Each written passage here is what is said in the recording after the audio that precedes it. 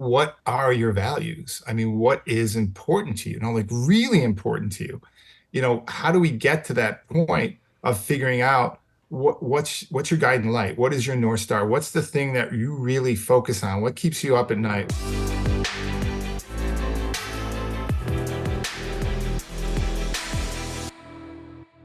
Hi, Brent. Welcome to Owning Your Legacy. So nice to have you today. I'm really a little disappointed we're not in real life. And you know what? We got to go out to lunch because I'd love to meet you in person one of these days. We go out to lunch. I still need to have that professional hair and makeup. Yes, we'll bring Amy. Amy, you're coming to lunch. I You mean, look great. yeah, I got the lights on my, it's the five head I that needs tell to be you, covered. you put yourself out of your comfort zone, or I do anyway on these podcasts. But it's good because we're gonna inspire people with your story today, which I'm so excited for you to share with our listeners. I think let's just start with that and kind of talk to us about how you got where you are. It's a very, you've heard the story a million times, a Jewish kid from Skokie that rose up through the ranks, through the Ivy League ranks, and then played 7 years in the Oh NFL. yeah, you hear that all the time. I hear that every Right, every day. right. I can't tell you how many times somebody said to me, well, why didn't you just become an owner? Said Mm, that would have been better. yeah. But no, I loved where we grew up. I mean, I grew up right on a little street called Culver in Uh-huh. Skokie. It was the last street on Skokie on the north side, and then my backyard was Wilmette. But Nice. it was a cul-de-sac, so it was a dead-end street. We had 30 some kids, Mm. and all we did when we got home from school was play sports. So uh, my NFL career started on the streets of Culver Street with my next door neighbor who would throw me Nerf balls, and we would play 2-on-2 in the street, and I would catch balls over my shoulder. And so the catch that I made for the Vikings to get us into the playoffs in 1989, I had made that catch a million times before on Culver Street. I love Uh, that. I love with that. Jordan Heller throwing me the ball against my brother and his friend from down the street. So, we would love when it snowed because then we could play tackle on Yeah. the street. And was your So that was brother your big brother or little brother? so I've got two brothers. So that would be my big brother at the time, Scott. That's good. Uh, That's good training from what I've seen with my boys. The big brothers, the makes you not well, not afraid of who training, you're going to face on the field. right? It makes you tougher because your brothers are the toughest ones on you. And my younger brother's 4 years younger, so he got into the mix a little bit later. But he's probably the best athlete in the family. Unfortunately, I got the height. I'm 6'2", Hmm. and my dad, my brothers all are 5'10". So unfortunately, they didn't get that height, which it took to play. But phenomenal athletes. So I went to Niles North, great school, tremendous education. Athletically, not the greatest school in the world. I went to But I Glenbrook got, South, so we played you guys. I remember that. you were playing hard and you didn't have a lot of team success, but it made you tougher to go through that. And I was very fortunate that um, gentleman who was my co-captain on Niles North, Nick Bruston, very smart guy, wound up going to Brown University. And I had Illinois and Michigan looking at me. I was all set to go to Michigan, wanted to go to business school there. They were recruiting me. They were recruiting me as a walk-on. They weren't going to offer me a scholarship, but they were going to offer me a walk-on, which was fine by me. They were going to pay for my application fee, and they never did. So I send in my application. They keep asking for the fee. I keep telling them that the football office is going to send it in. They never sent it in. So I get a letter saying, hey, if you don't turn in your application fee, we're going to basically rip up your application. I said, well, I really do want to go to school there. Football's kind of an afterthought. So I sent them a check for Mm. my fee, and I got in the week later. And the coach called me and said, hey, congratulations on getting in. We want to set up your housing. And I said, I'm not going to your school. You lied to me about paying the application fee. What else are you going to lie to me about? Fortunately, because of Nick and because of Brown, the Ivies were looking at his film and they saw me. And then they asked the coach, hey, what about this kid? How's his grades? And I was top 10 in my class, actually top 10 of 512 students. So Wow, that's it was, amazing. yeah. And that to me I was proud of that. And I think the only reason that I I didn't make it higher was I got a C in driver's ed. That's funny. I got a C in typing. That was my only C in high school, and I'm not a great typist. So yeah, so I mean, it was fun, and University of Pennsylvania came around, and Mm. actually the only reason I went and saw them was because I was in home economics class and I was bored out of my mind, and they said, "Hey, there's a recruiter here from Penn. Would you like to go meet with him?" And I said, "Can I get out of class?" And they said, "Yes." I said, "That done." So I went and talked to them. They actually flew me out to Philly to see the school. I had no idea where Pennsylvania was. I had no idea where Philadelphia was. Um, but it was a free trip and it was like the last recruiting trip. So they took me in there and I walked around Franklin Field, and Franklin Field's kind of cool. It's a horseshoe with a big old building in one end zone and it's got brick around. It reminded me a little bit of Wrigley Field. So Oh. it was kind of like, hey, this is kind of cool, 1,000 miles away. And they had the Wharton School of Business. And I said, I think this is what I want to be doing. I want to get my business degree and I want to play football, but Ivy League football it's not, it's kind of a step below, Michigan, obviously. As far as, what's expected of you, you are a true student athlete, or back in the day, you were a true student athlete. So if you Mhm. had a test, you can get out of, practice and Yeah. really I like focus that. I on. think that's interesting. I mean, the whole recruiting, and for any of our listeners that have kids that are even looking at getting into sports, it's intense, that recruiting, the whole process. And If if you're I going to go play a college sport, you better be ready to. It's a work. You're working a job. it's totally a job. And It's hard. my son that we talked about before that played for Ball State was getting looked at by Harvard. And of course, as a mom, I was like, yay. I was, yeah, living vicariously through him because he was not excited about Harvard. But I remember, and I don't know how it is with Penn or even Brown, and my cousin played for Brown, but Harvard, they don't pay for your education. But I mean, it's just like you get the glory of going to Harvard and playing football for Harvard. And did you have your education paid for? No. So they give you a bunch of grants. They give. I had a student a work study job that was kind of cool because I would work the Palestra, which is the basketball stadium there, Oh, and cool. Big Five basketball. And they gave me some really cool jobs. I got to, I'd be out last anyway for practice catching balls, and And and that's I'd even better though, because you learn, what it's like in the real world while you're playing football. my son got recruited at Western Michigan. He actually went there and he got recruited by Harvard also. And I said, why not go to Harvard and be last in your class? And he said that I don't want to do that. That's you. He goes, I want to play real football, which again, like Yeah. come on, That's what football. my But son said too when we made like a weekend of it and we hung out in Boston. It was beautiful, yeah, and yeah, even the hotel we stayed at when they found out he was, trying out or whatever, that combine or whatever you guys call it. They gave him his own room because I had like my little guys with me at the time, and they're like, "Your son needs to sleep tonight, and he needs his own room." And I'm like, "Ah, they got like the red carpet." I'm like, "Garrett, this is so cool." right, right. So you go from that. So I had success at Penn. It was hard because my wife and I are high school sweethearts. She's a year younger. So she's in Skokie. I'm in Philly. We're 1,000 miles away. This is in 1984. So literally, I'm spending $300 a month on long distance bills, and it's just trying to get acclimated. The fortunate thing about playing football is you've got an immediate fraternity of brothers that going through the same thing, Mm, and that helped a lot. But it was hard, and school was hard. I mean, I was used to school being pretty easy for me, yeah, where I could do homework in front of the TV and not really worry about tests and everything. But this was for real.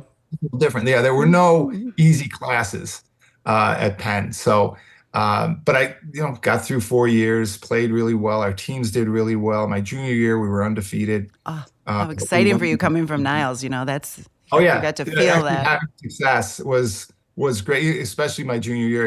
We went into Navy playing their homecoming. They had all the cadets filling that stadium, beautiful stadium in Annapolis, Yeah. and I wound up catching 3 touchdowns, and we wound up beating them, and then wound up going on and finishing undefeated, 10-0. And we couldn't do any bowl games or anything like that because the Ivy League doesn't allow that. Mm, So we still, it was the first undefeated season at Penn. I mean, you understand, Penn was founded by Ben Franklin, and it's been around since, the late 1700s, and wow.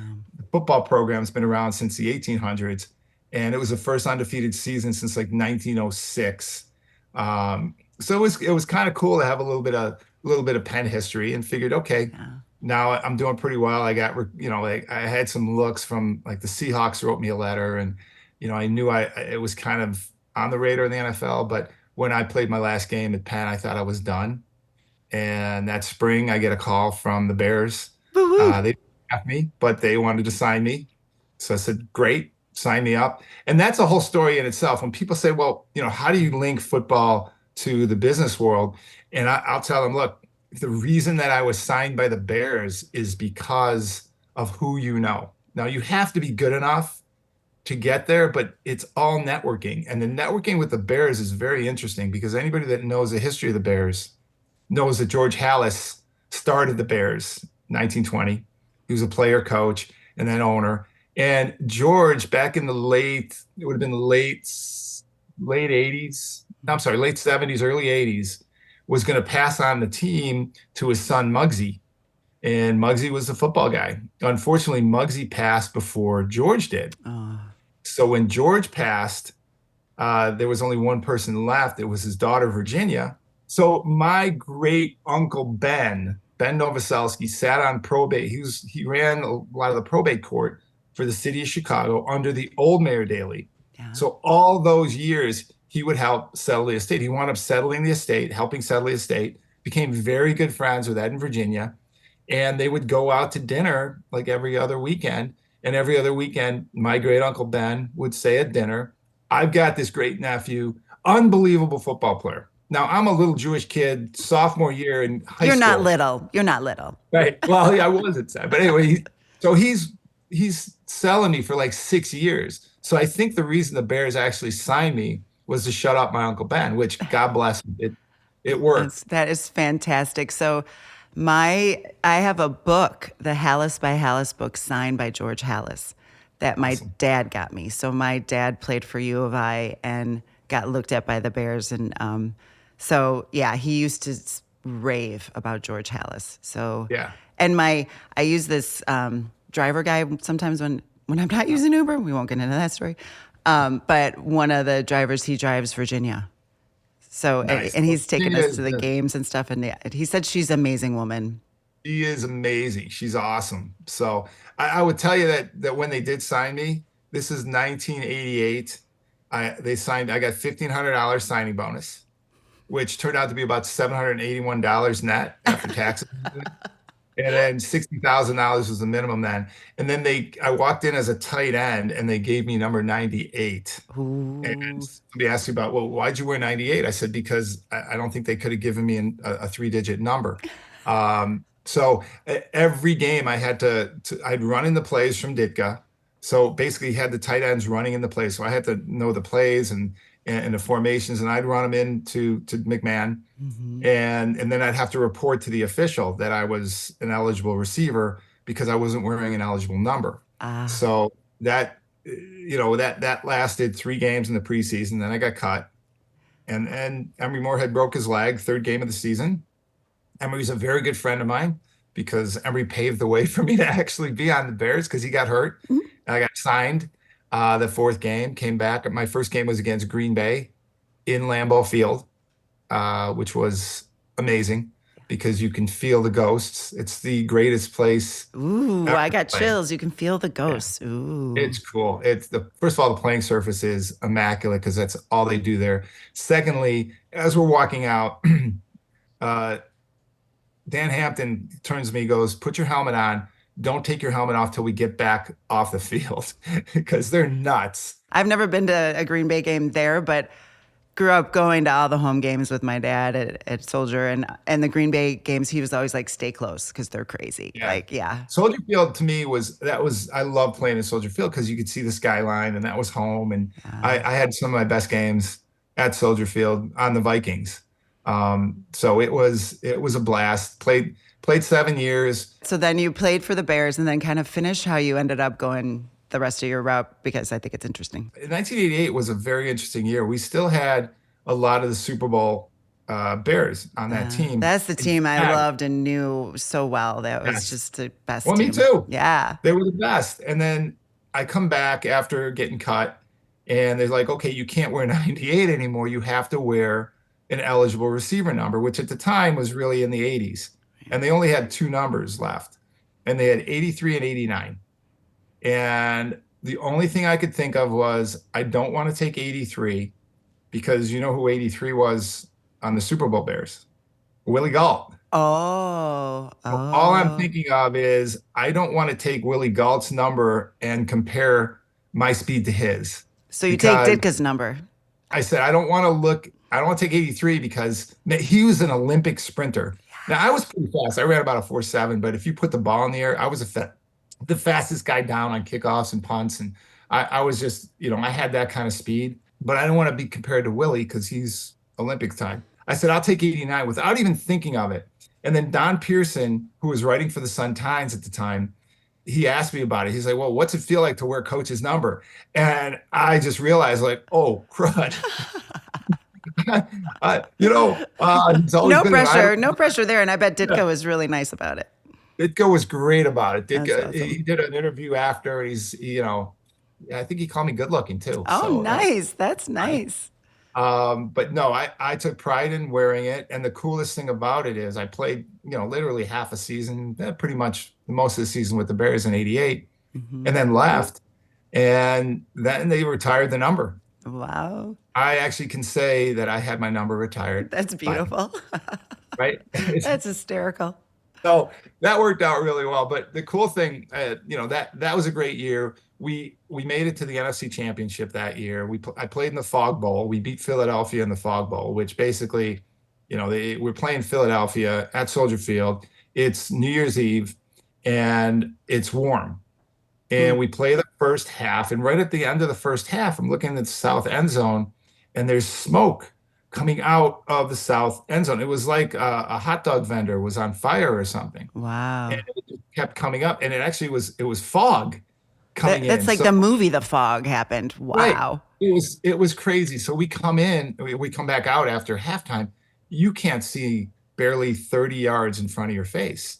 And there was a whole big question of, well, what do we do? Do we delay the game? And nobody could see. The TV cameras couldn't see. Literally, when I was on the sideline, you could see halfway across the field, and that was it. And then you look back in the stands, and there were, 80,000 people. It was packed. It was a playoff game. These people are sitting on their hands. They can't see anything. They can barely see us on the sideline. I look over to my left. There's the network crew that was calling the game. They came onto the sideline so they could see, and they couldn't barely see. So that actually won the game for us because back then Philadelphia was really, really good. And they had Randall Cunningham at quarterback. Chris Carter was a receiver. And we stopped the run. We couldn't stop the pass. Gotcha. But that won the game for us. And then we played San Francisco the next week in one of the coldest games in the history that I played in. And we wound up losing to San Francisco because they crushed us with Jerry Rice and Joe Montana. Surprising they crushed you in cold because I would have thought you guys would have been more prepared for that. You would have thought, but we couldn't stop the pass. So that one game away from the Super Bowl my rookie year, that would have been really cool. And then it just kind of that became reality. We had Plan B free agency, and Hmm. the Packers called me and said, "Hey, we want to sign you." And they signed $25,000 and $100,000 base, going from 60. Said, Nice. Yeah, I'll take I it. go, right? And the other thing was, I figured if I could go 3 hours away, maybe I wouldn't have to buy all the tickets for my family and friends. I spent literally all of my money on tickets, Did they but know that you had to buy them? I mean, it's like a police officer fixing a ticket. yeah. We would get 6 tickets a game for home games, and we get 4 for away games, and then we'd be able to buy as many tickets as we want. And people just thought, And they're well, not cheap. They're not cheap tickets. no, they're not. But Denny Green, when he coached the Vikings, he coached for 3 years when I was there, had the Hmm. greatest. He said, "Get out of the ticket business. Blame me." And that's the best advice you can give. It's just don't. Yeah, if people are coming, great, but it just you don't want to offer that too much. It's too much. No. So then you end up in Green Bay. Hmm? And did people still come to your games? So Green Bay was. I worked out in the offseason with Green Bay, Yeah. and we went to mini camp, and then we went to camp, and in our first scrimmage, I got laid up over the middle going for a catch. and linebacker came in and took my ribs out Oof. and literally broke two cartilage in my ribs. So the next morning we had practice. I went and had them x-rayed. They weren't broke. The cartilage were broke, but the ribs were fine. So I had a flak jacket for the afternoon. What's a Lindy and flat Fonte, jacket? I heard you mention that flak before. jacket it's like a bulletproof vest that Oh, it's put around so if somebody hits you, it's cushioning. The problem is it's so snug that you can't breathe, and it's just painful having the thing on. and my kids So have had the cartilage incident happen, and they um, say it's really hard to breathe when that happens. It's like, after that practice where I having problems breathing, Lindy Infante basically chews me out without using my name, says, you should never miss practice. So what broke cartilage in my ribs. So they cut me the next week, and he didn't even talk to me. He had my position coach talk to me. So, well, it seems like he kind of slowed down after the scrimmage. I mean, and I said, do you mean the scrimmage that I broke my cartilage in my ribs? And he goes, yeah, it seemed like you slowed down. I'm like, no, thanks. So anyway, I get so cut. crazy. Infante never spoke to me. When the Bears cut me, because I got cut three times with the Bears, Ditka spent 20 minutes thanking, and he did this for everybody. He thanked you for your hard work. He told you what you needed to work on. Lindy was nothing. And so, Wow. So respected you and respected the, yes. yeah. So I'm here at home looking for a job. I'm like, I'm done. I'm retired. It was such a bad, feeling. I was like, I don't want to play football anymore. Yeah. And then, of course, first week of the season goes by, and the Vikings called me, and they said, "Hey, would you like to come up for a tryout?" Of course, I said, "Sure," without thinking, "Hey, I'm retired." Uh, Because nobody wants to retire from the NFL. right. So they fly me up, and I literally took just like an overnight bag. Literally, I changed the contacts, and I don't even think I changed the clothes. I go there, I try out. They keep me there like all day. It's like 9 o'clock at night. I'm like, "Can I go home?" And they're like, "Oh, we're going to sign you." I said, "Okay." So I they need to go signed me. shopping. Right. They put me up at the days in. So the cool thing about being an NFL player is you really don't need your own clothes. You probably underwear is good, but they like give you t-shirts and shorts and all kind of stuff. So you really don't need your own clothes. But we did go that weekend. We went down to Chicago to play the Bears. That was the first game on the Vikings, was coming down to play the Bears. Ah, So I was able to get my car and all my stuff and stay here. The funny thing was my parents come to the game, and they're going to take me home after so I can get my car. Well, my dad, kind of cheap. He parked on one of the far lots, so they get me after the game. I'm sweating. I've got my Vikings, duffel and you have bag. to walk that mile. I know exactly Right. the And we McCormick mile. Yes, right, and yes. we had beaten the Bears. So we got no, not even walk. We have to go on a bus that's packed with Bear fans.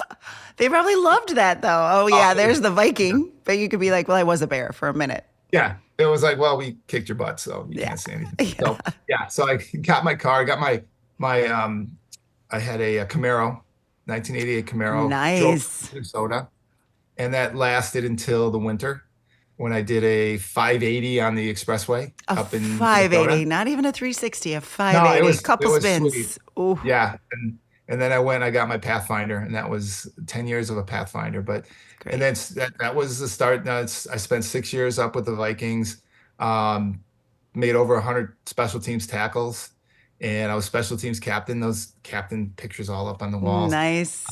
which Special was teams, which is fun. the crazy guys that go Anytime the ball, barreling straight yeah. in. Yeah. If you want to know what it's like to play special teams, I always tell people you go out into the forest preserve, you put a helmet on, you close your eyes, you run as fast as you can. When you hit the first tree, get up as quick as you can, keep running, and then open your eyes, and that's special teams. You just don't know what's going to hit you. And it's gotten a lot better, safer, because Right. they're not returning a lot of kicks and they're really watching the blindside hits.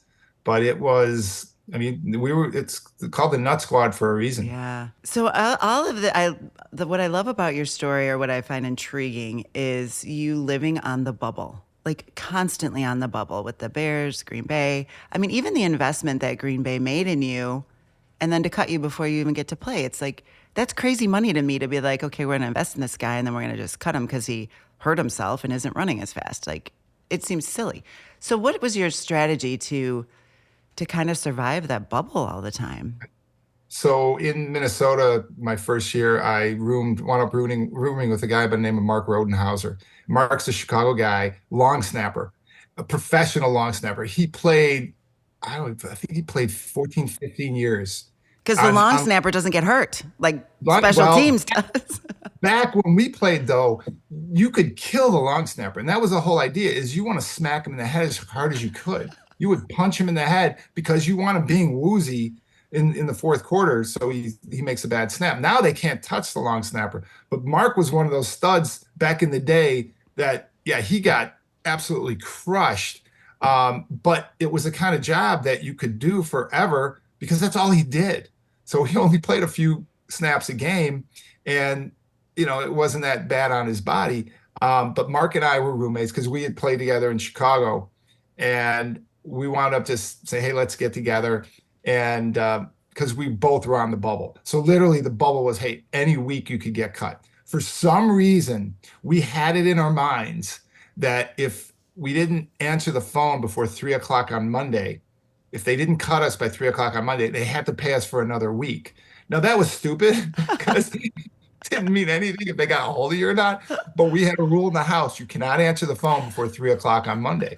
And then after it was like, okay, we're fine. Um, but yeah, neither one of us wound up getting cut that year. And that was a good year also. Made a catch to put us into the playoffs, knocked the Vikings out. Excuse me, knocked the Packers out. Yeah, so Uh, payback, that, payback. yeah, that was the year they cut me. And I've always lived on the bubble. Every time they write up something before the season when I was playing, I was always the guy on the bubble because I wasn't the biggest guy, I wasn't the fastest guy, I wasn't the strongest guy, but you know what? I was the guy that would put up the seats after a game or clean up the garbage. Or I was the guy that was going to do everything. And special teams was the position that guys didn't want to do because these guys were all starters in college. So they looked down at this position. I looked at it like, hey, I got an opportunity here to stay on this team because I'm in the right place at the right time. And that's really what it was all about. Special teams is all about hustle. It was out hustling the person in front of you. And just knowing that that person didn't really want to be there, to me, I love that. I absolutely I knew that I could either outspeed the person or outstrength the person, but also outthink them. Yeah. And that to me was that you know what, being on the bubble and being the guy, and all of a sudden then elevating to, hey, well, you're a leader, so we're going to make you captain of the special teams. And that to me, I took a lot of pride in that, and that was that helped me last 7 years. Yeah, that's a long run. And like you said, it's almost like double of most NFL players, right? And I'm sure that leadership of being the leader of the special teams translated later in your life. 100%. It's, do the hard stuff and get through the hard stuff and do the stuff that people don't want to do. That sets you apart.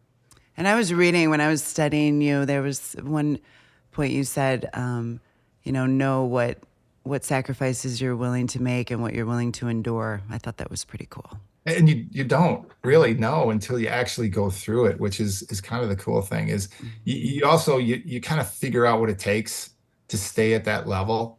There's a lot of people that don't know. They never make it. A lot of people never make it and they just don't know. But once you've made it, you kind of realize what it takes to make it and what kind of effort. And it's an extreme effort. Even with kind of going back to like the college recruiting, I think it's 2% of high school athletes make it to that level. And then of that level, it's 1% that makes it to the NFL. It's just, so whenever I see anything, I've never seen a professional on a resume, but definitely when I see college athletes on a resume, I stop and go, there's definitely a work ethic, no matter what sport it is, or, yeah, it translates. 100% it does. You just got to translate it properly. I always see a lot of the former NFL players that are having issues because they're goal diffused or they've got a lot of shiny object. You got a lot of opportunity. It's like trying to pick the right opportunity, but it's also the mindset of use the NFL as kind of a springboard. It's not the end Yes. all be all. Don't go back looking. We got real lucky with our collective bargaining agreement that they just signed because they just gave us as retired players a tremendous amount of benefits. As they should. Usually they don't, they maybe give you one or part of one. We asked for four, they gave us four things. They gave, and that was all due to the current players because the owners just give the players the money. It's up to the active players to give us our piece. Nice. So that doesn't come out of the owners. That comes out of the current players. So I did not know that. That is so wise of them to do that because it's going to pay it forward for them, hopefully someday as well. we started doing this. So I got out in 95 and about 5 years there, I kind of didn't want to have anything to do with football. And then about 2000, again, Emory Moorhead calls and says, "Hey, would you get involved with the NFL Players Association here in Chicago? I need somebody to be treasurer." And of course, my response was, "You couldn't find a former player that's Jewish like me?" He's like, He's yeah, like, "No, you're no. my like I can handle the money. Hey, don't believe all those, all the hype about. But yeah, I'm okay with money. I can handle it. So I was treasurer for like 20 some years for them, and Nice. and we And that's brought it got to back. be fulfilling for you too. It really was because you're dealing with former players now that you looked up to, and there are a lot of 85 Bears there, and now they're just kind of like your friends and your That's peers. awesome. So that was kind of cool. Uh, But the cool thing was then I got to be president ooh, of the organization, and we go out to Washington, D.C., and we talk through, you see the negotiations. As retired players, we never really had a seat at the table of negotiating, but we did have a voice. So that was the cool thing is that we kind of connected with the active players and say, "Hey, you guys are going to be here soon. So let's connect and talk about what our issues are." And of course, our issues always were our pension and healthcare. right. And they listened. So 2011, we got a little bit of a bump in our pension. But this last one, which was right before COVID in 2020, we got an increase to our pension. We had guys that only had 3 years in the league. They only had 3 years that they got credited for. Back when I played, it was 4 years to get a pension, and now it's 3 years. So what they did Nice. was they grandfathered all these guys that had 3 years in to have a pension. So they gave them a pension. They gave us healthcare to a point. They gave us local healthcare. So in Chicago, it's Advocate hospitals that the Bears picked. So Hmm. we go to Advocate as active player, or excuse me, as retired players, and we'll get $25,000 worth of basic treatment or joint repair. Wow. That's there. And there's That's just a good. lot of there's a lot of really cool programs that are available. It just totally makes sense. And that kind of leads into I would love you to talk about your career ending injury and kind of your aha moments at that point. Yeah, career ending was special teams.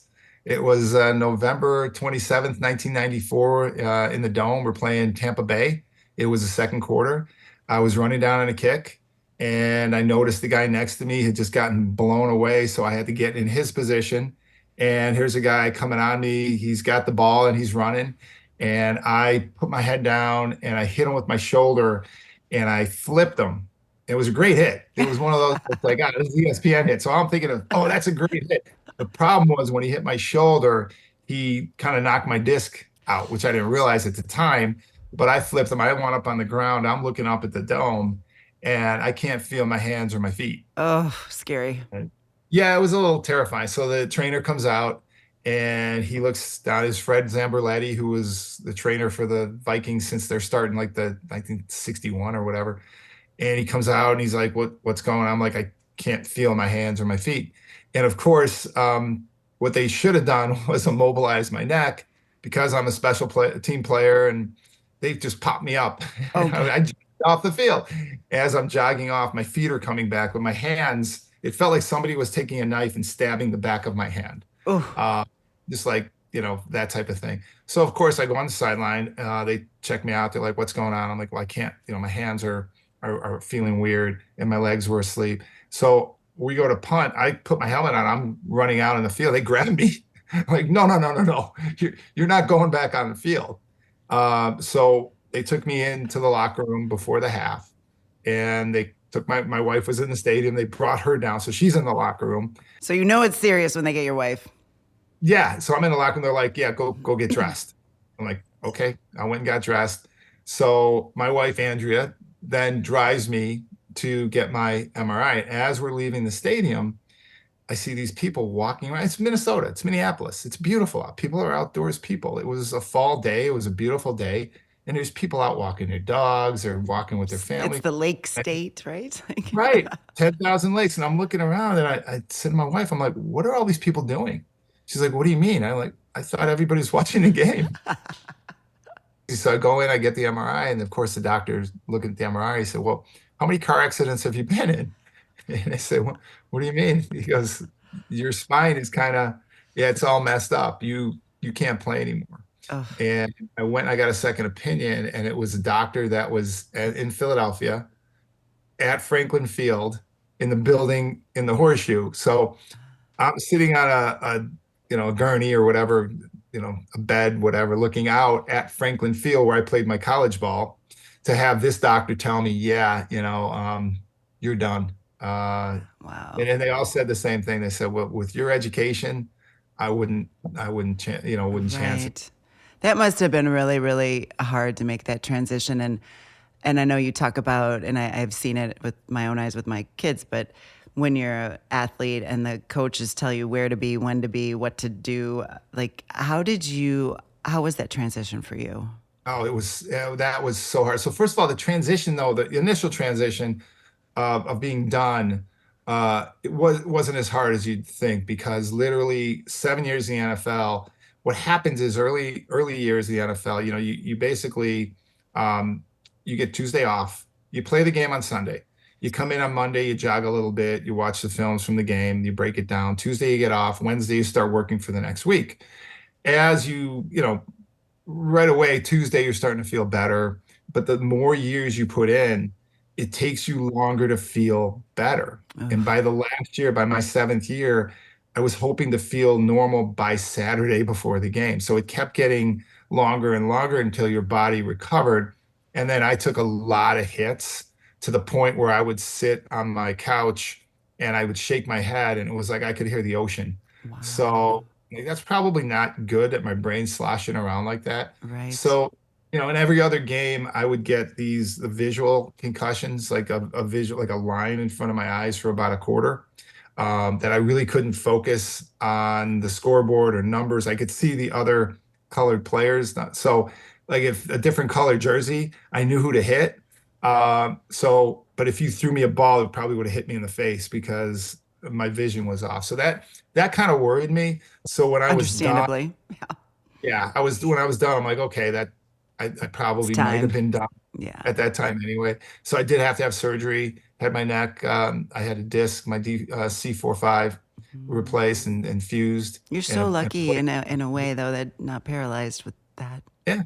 Oh, absolutely. And you'd think it'd help my golf game, but it would keep my head down and lock it in. I got to tighten the screws, but it's actually, I have issues swallowing, Mm, just because of the stuff in there, and they could take it out, but there's no reason to go back in there. And then I had another operation lower. So it's been constant, but all it is like my fingers are just a little numb. mhm. Um, but it forced me to figure out, okay, now what do you want to do? And I was doing financial planning all in the off seasons, and I said, okay, this is what I need to do now.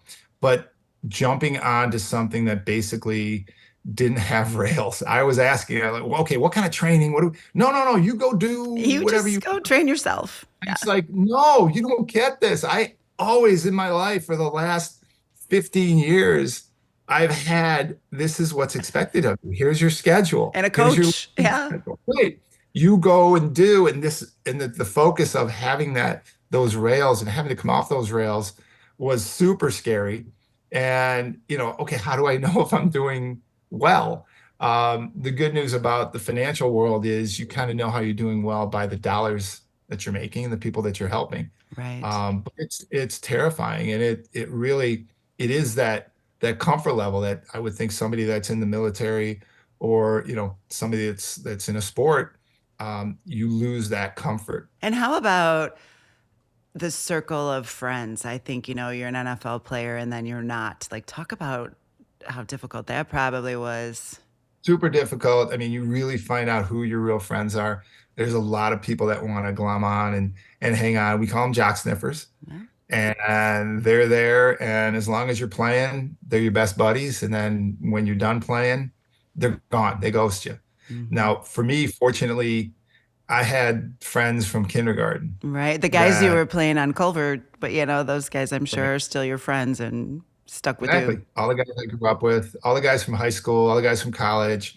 I really had a bunch of different friend groups that I still have to this day, and those are deep. That is a huge part of financial planning is the relationship you have with your clients, I'm sure. And like when you first get a client, like where do you start with them? Well, I think a lot of times it's you, first of all, you want to find out as much as you can about the client. But I think you step back even farther and say, okay, from a behavioral finance um, view of saying to them, okay, what are your values? I mean, what is important to you? Like really important to you? How do we get to that point of figuring out what's your guiding light? What is your North Star? What's the thing that you really focus on? What keeps you up at night? You know, figuring that stuff out is really key. I have cards, Right here. Lovely. 52 cards that basically define what you're supposed to do with these cards. There's 52 of them. And there is also an online link that you can do it online if you want. I like the tactical. I like feeling it. So you see that achievement. So it gives you what that value is, and it kind of explains a little bit about what the value means. And what you're supposed to do is you're supposed to make two piles. Not that all the values aren't important, but what really resonates with you. In other words, what are the values that you can see like a shining light at night that this is it. The other ones, yeah, it's important, but is that really me? And you separate them out, and then from there you put into 3 rows of 5, so 15 of the most important values, and a lot of them do cross over. Hmm. But you can leave them to, your definition of them.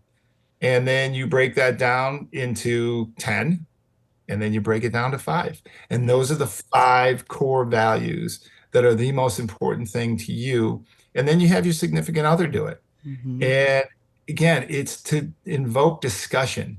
It's to get deeper into figuring out, okay, what makes you tick?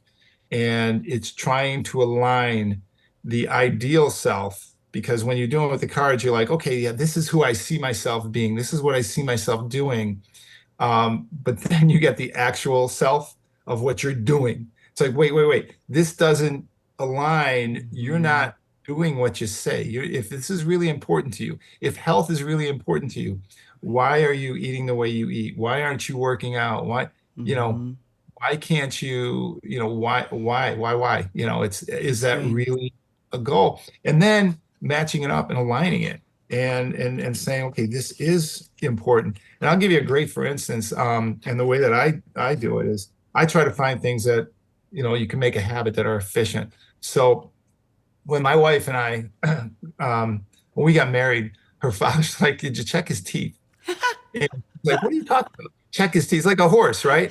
Well, he was right. I mean, I had my dental history was horrible because I had a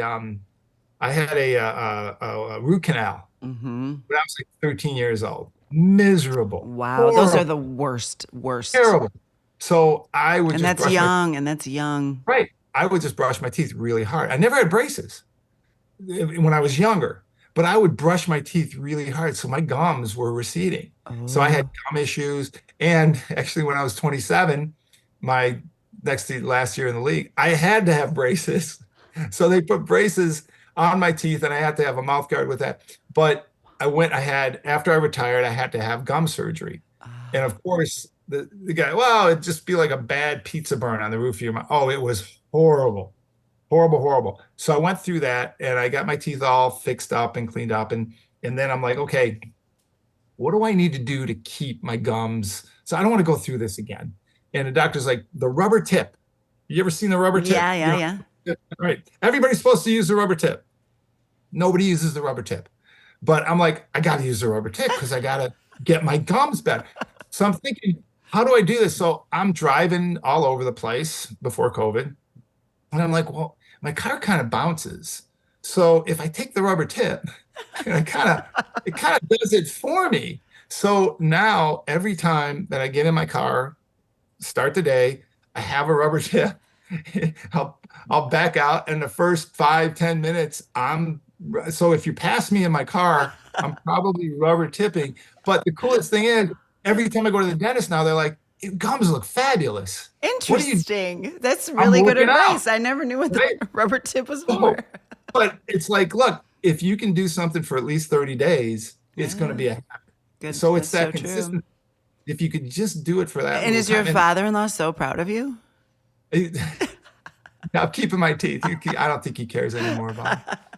I think you've made the But cut. I think you're good. You're a right, good right egg. now it works. Yeah, we're okay. And all of my kids had braces, so their teeth are good for now. But I don't even know if they know the rubber tip. They probably be do it a million times. So, but it's That's like, funny. how do you turn a habit? How do you turn something, into something good? Do you make your clients pick one value out of the 52 cards? Five.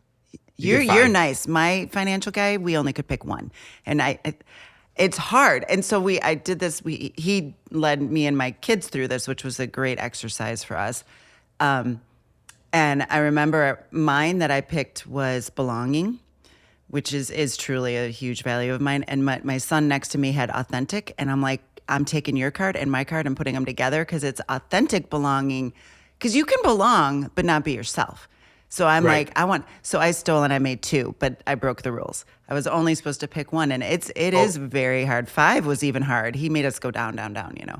right. So the idea really is you split them in half, and then you get down to 15. And Yeah. then you get to 15 to 10 and 10 to 5. So I came back last February after I'm a behavioral finance advisor, getting certified and everything. And I come home with these cards, and I sit down with my wife, who was my high school girlfriend. We've been together 40 years, been married 33. Congratulations. That's Thank beautiful. you. That's hard work too. She'll tell you that. But we go down with the car, and we're looking at the cars, and we're going through. And of course, a lot of ours mixed because we've similar values. It makes sense. But we wound up talking for 6 hours that night. Just it gets you into deeper conversations. That's what I love about this, because with my clients, it gets you away from the mundane. It gets you into deeper conversations of, why is that important to you? What does that really mean to you? And for me, it's very interesting because I'm 58, and I'll tell you, 10, 20 years ago, these may not have been the same. So for me, the first value is health. And it's like, well, health, why health? And what you've been through, it's totally Oh, understandable. no, but that's for me, I got an S on my chest. I don't worry about myself. What I worry about, my dad passed in 2009. He died of pancreatitis. Now, you shouldn't die from pancreatitis.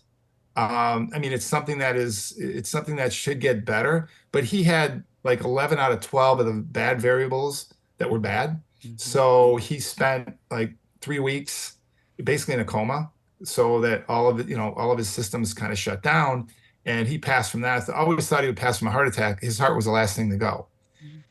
So, but he always had a beer gut. He was a good athlete when he was younger, but he was skinny. And then I just known him always. We know him as he's got this big beer gut. So, and he didn't drink beer, so he's got a big gut. And so for my brothers, my two brothers and I, none of us have that beer gut. We're all, look, we gotta watch our diet, we gotta exercise and do that.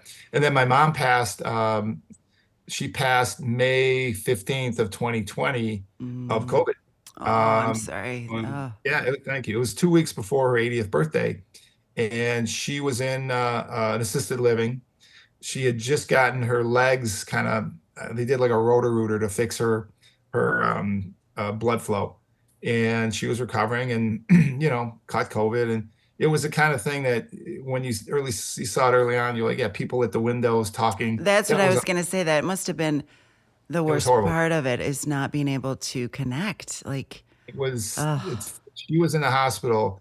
It was terrifying because we could talk to her on her cell a little bit. She couldn't even breathe, yeah. and we couldn't go see her. Well, one person can go see her, and you got to wear like a hazmat suit. And it was really scary times that you didn't want to go into a hospital. But we had, it wasn't really a caregiver, but we had somebody that was an assistant. helping us, that was a godsend because she was able to actually go and spend time and be there for the last moments. I mean, we couldn't, when we had the funeral, we couldn't have more than 12 people Mm. at the funeral, and we couldn't dress her in any of her own clothes. And we didn't get to view the body like we did with my dad. So Aw. I always thought, when COVID started, I was like, God, I can't imagine losing somebody during this time. Exactly, because you hear stories like that. That's the hardest thing. It's like no closure, probably not the closure Not that only you that, wanted. but in the Jewish religion, we have Shiva after Right. a death, where people come to the house and they hang out, and I didn't realize how much hugs really meant until I'm sitting in my garage and people are virtually giving me a hug. Oh, it's not the same. I totally agree with you. My kids are great huggers, and I got some big boys that are like teddy bear hugs, but there's like a saying that you need like 12 hugs a day. I'm a believer. And you're right. You need It it. does You need it, something to us for sure. right? And I appreciate them now after COVID, don't you? Like I really do appreciate them. Oh my God. Yeah. And just going to, and for other people, so for me, that's kind of healing, is going to other people's Shivas when they're, we've had unfortunately parents pass, and parents of friends. Right. And that's, it's nice, but that there's something missing there. So health for me is number one. Obviously, family is number two. Number three is relationships, because that's what I do. Number four is integrity. And five is meaningful work. There's one thing that you talked about in some of the research that I did on you that I found really intriguing. So you talked about when you've been through like some of the biggest like slumps in your life, really hard times in your life, that you kind of had this knowing that no matter if you lost it all, you could build it back. And I Right. loved that. So I'd love you to kind of expand Yeah, on that a little bit. that's just, having the confidence to go out there and really understand that, everything you've built up, um, if it goes away tomorrow, you have that ability to not only build it back, but build it back better and be more efficient, Wow. because you've done this, you've done it before. And for me, again, it hones all around the relationships. So I think LinkedIn is a wonderful example of that. So I started LinkedIn in 2007. So Yes. 2007, I started LinkedIn. And the reason was, I've got all these people that I know, and I want to build up this human capital. And because that is the relationships and the people and how do I do it? And all of a sudden, I get this electronic way to do it. But in 2007, you weren't getting all the people. You were getting the salespeople.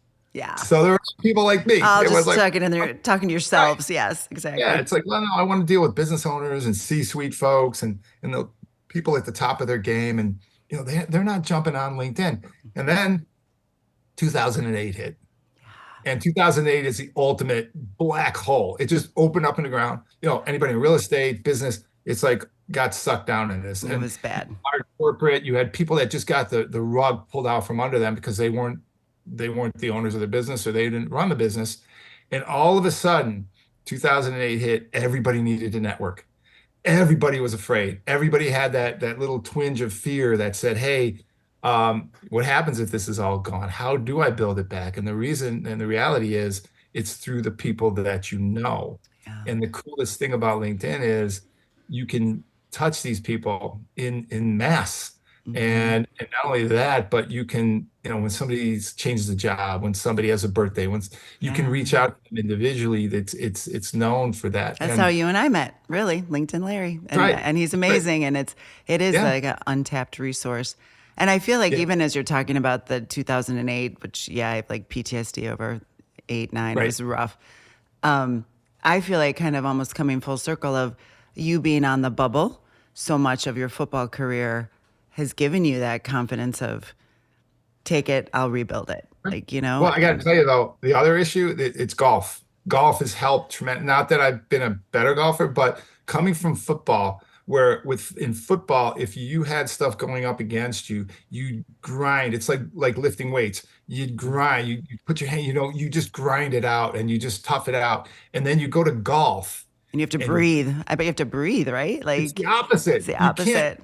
you've got to Like loosen your mind. flow. Right, Yeah. let it flow. So it's that combination of figuring that out where, okay, where do I need to push and where do I need, I'll still lift some weights in the morning. I'll still, Hmm. yes, grind through that. What do you have to grind through versus what do you really have to just let flow Yeah. and let happen and let the equipment, there's a reason that, the golf clubs are made the way they are. So you don't have to hit it. These guys are just effortless Right. and they'll hit the ball 320 and you're trying to hit it and you're like, no, no, no, you need to relax. It's the opposite. So it's a Oh, I constant like teacher. that. And It's it's like gotta be yin and constant. yang, very It yin and is, yang.